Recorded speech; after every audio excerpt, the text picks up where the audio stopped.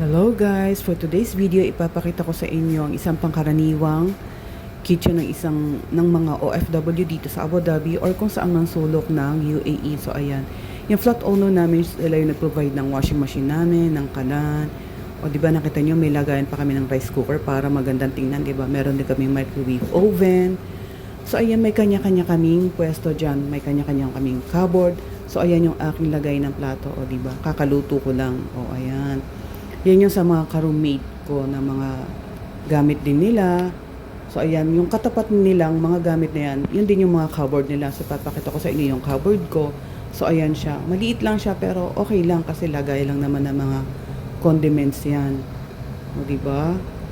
So, ito naman yung aming refrigerator o yung sharing namin dito. Konti lang naman kami mga nag-share dyan kasi halos lahat ng ka-roommate namin, meron na sila mga personal ref. And hindi naman na kailangan ng matagalan na pag-stock ng mga food dyan kasi nasa baba lang namin yung supermarket, napaka-convenient para sa amin. So, ayun lang.